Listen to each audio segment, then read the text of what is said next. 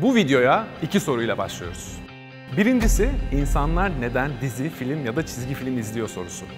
Buna herhangi bir araştırmaya bakmadan bana ait birkaç cevabım var.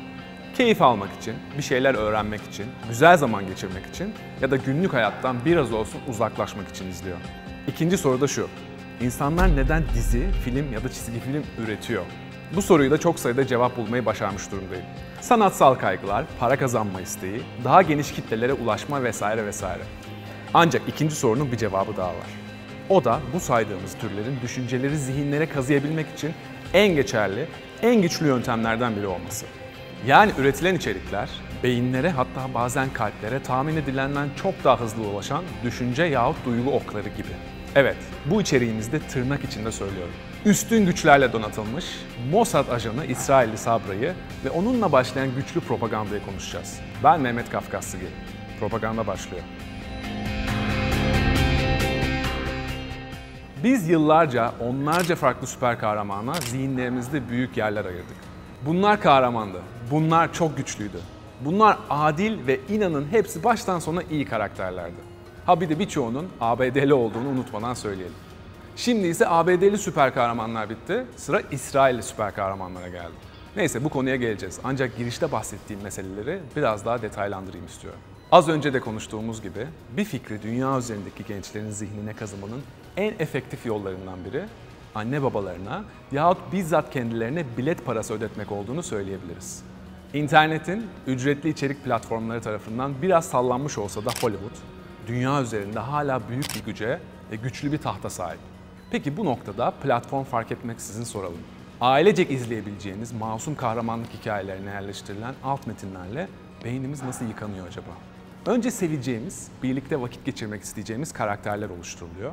Sonra da o karakterlerin davranışları titizlikle yazılıyor ve biz de bilinçaltımızda onlar gibi davranmanın doğru olduğunu düşünüyoruz. Propagandanın en sinsi yanı, ona maruz kaldığımızın farkında bile olmamamız. Well, the term propaganda fell into disfavor around the Second World War, but in the 1920s and the 1930s, it was commonly used and in fact advocated not by leading intellectuals, by the founders of modern political science, by Wilsonian progressives. Ve zihinlerimize fikir yerleştirmek isteyenler sadece senaristler değil. Top Gun, Transformers, Iron Man, Jurassic Park gibi filmler senaryolarını ABD Savunma Bakanlığı'nın onayından geçiriyor. Vergi indirimleri, son teknoloji savaş ekipmanları ve lokasyon kullanmaları karşılığında orduya filmin verdiği mesajı değiştirme olanağı sunuyorlar. Ve o mesaj da ABD ordusunu yüceltici, kendi hükümetlerinin mesajı oluyor. Bu arada Hollywood'la ordunun ilişkisi hiç de yeni değil. ABD 1917'de Birinci Dünya Savaşı'na girerken Başkan Woodrow Wilson, savaş fikrini sadece orduya değil, topluma da satması gerektiğini biliyordu. Aileler oğullarını okyanusun karşı tarafına gönderip ölmelerini istemiyordu. Wilson büyük bir kampanya başlatarak gazeteler, filmler, posterler ve radyoda savaş güzellemesi yapıp halkın fikrini değiştirebilmişti. Küçük asker oyuncaklarıyla oynayan çocuklar bile artık savaş istiyordu. Sonraki yıllarda düşman değişirken kahraman hep ABD askeri olarak kaldı. İkinci Dünya Savaşı'nda Nazilerle savaşan Hollywood, 80'lerde Rocky ile Sovyetleri dövüyordu. A master spy who had devised the greatest plan a Russian patriot could ever invent. A plan to destroy America. Günümüze geldiğimizde ise artık bunlar normal insanları da aşıp süper kahraman haline dönüştü. Bunlar dediğim gibi tabii ABD askeri. Tıpkı Kaptan Amerika'da olduğu gibi. Filmdeki Steve Rogers karakteri ultra güçlü ama bu gücünü sadece iyilik için kullanan bir kahraman. Aynı ABD ordusu gibi.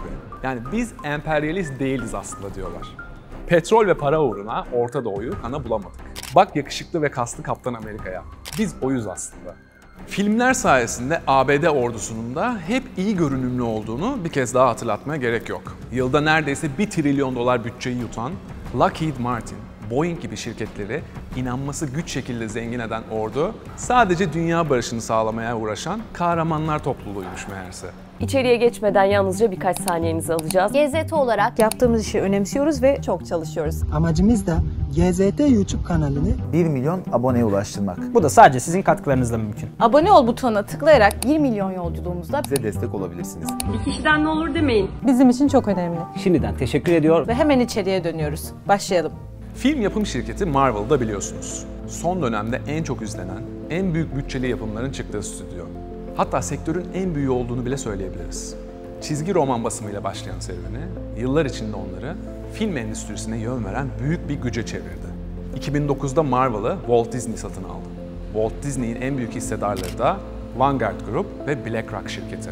Perdenin arkasına gittiğimizde gördüğümüz bu isimleri ileriki bölümlerde daha çok duyacağız. Marvel, 2024'te çıkacak yeni filmi Kaptan Amerika Yeni Dünya Düzeni hakkında detaylar paylaştı.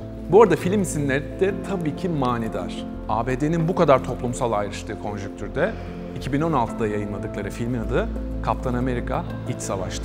Propagandaları bu kadar kör göze parmak aslında. Kaptan Amerika Yeni Dünya Düzeni'nde yer alacak karakterlerden biri ise özellikle Filistinlerin büyük tepkisini çekti. Bu karakter 1980'de oluşturulan Sabra'dan başkası değil. Sabra bir Mossad ajanı. Misyonu İsrail devletini korumak. Göğsünde Davut yıldızı, kıyafeti de İsrail bayrağının renkleri olan mavi ve beyaz. Aktivistlere göre Marvel, belirli bir inanç ve ideolojiyi savunan sistemin bir aracı konumunda. İsrail İstihbarat Servisi Mossad'da itibar kazanarak iyilerin yanında kötülerle savaşan bir kurum olarak kendini tanıtmayı amaçlıyor. Belki de Filistinlileri en çok kızdıran kısım karakterin ismi. Sabra'nın oluşturucusu, bu ismin İsrail'le doğan Yahudi anlamına geldiğini söylese de bu isim tabii ki akıllara hemen Sabra ve Şatilla katliamını getiriyor. İsrail'in 1948'de Filistin'i işgal etmesiyle başlayan süreçte yüz binlerce Filistinli kuzeylerindeki Lübnan'a sığınmak zorunda kalmıştı. Eylül 1982'de de Lübnan'daki Sabra ve Şatilla mülteci kampında dehşet verici bir savaş suçu yaşandı. Birleşmiş Milletler çalışanlarına göre bu bir soykırımdı. İsrail güçlerinin yardımıyla aşırı sağcı Hristiyan Lübnanlı grup Falange, Beyrut'ta Filistinlilerin kaldığı kampı basarak çocukların da dahil olduğu 3500 kişiyi katletmişti. Bu baskının emrini veren eski İsrail Başbakanı Ariel Sharon'dan başkası değildi. İsrail Meclisi Araştırma Komisyonu olaydan dolayı Sharon'u suçlu bulmuş, o da Savunma Bakanlığı görevinden istifa etmişti. Sharon'un askerleri Lübnan'da Sabra ve Şatilla kamplarına saldırdılar. Bir İsrail seyahatim oldu. İkili görüşmede enteresan bir şey anlattı Sharon. Söylediği şuydu: hayatta en çok zevk aldığım şey Filistinlileri öldürürken tank üstündeki görevimdi.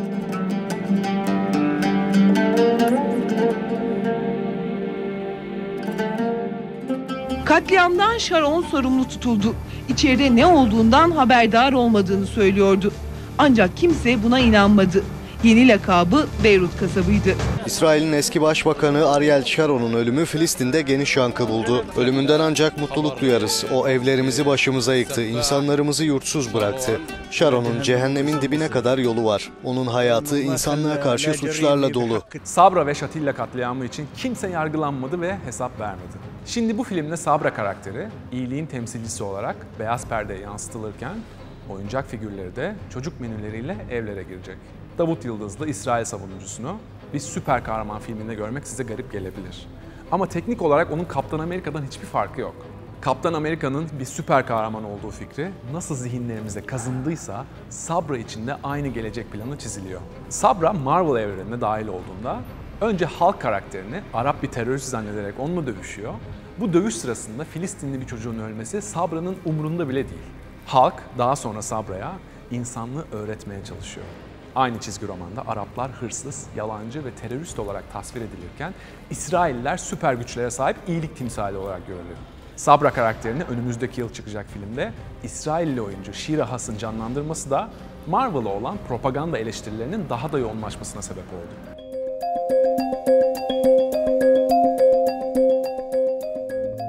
Siyasi bilimler uzmanı Joseph Nye'in belirttiği bir terim var. Soft power, yani yumuşak güç.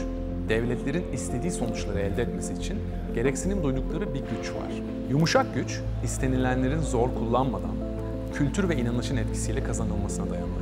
Kendi istediğin şeyin başkaları tarafından da istenilmesi.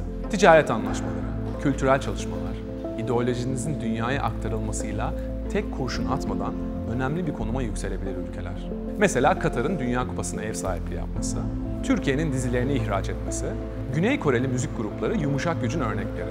Marvel filmleri ve Sabra örneği de aslında yumuşak güce dahil olsa da burada tepki çeken şey tarihsel gerçekliklerin çarpıtılması ve savaş suçlarının unutturularak gençlerin bilinçaltına çalışılması. Bakalım Sabra karakteri önümüzdeki yıl Beyaz Perde'de nasıl bir alt metinle karşımıza çıkacak? Hollywood'un perde arkasındakileri öğrenmek film izlerken keyfinizi kaçırabilir. Amacımız inanın bu değil. Biz nerede bir propaganda varsa onu görmek ve sizlerle paylaşmak istiyoruz. Amacımız sadece bu. Sanatsal kaygılar, para kazanma isteği, daha geniş kitlelere ulaşma vesaire vesaire. Ancak ikinci sorunun bir cevabı daha var. O da bu saydığımız türlerin düşünceleri zihinlere kazıyabilmek için en geçerli, en güçlü yöntemlerden biri olması.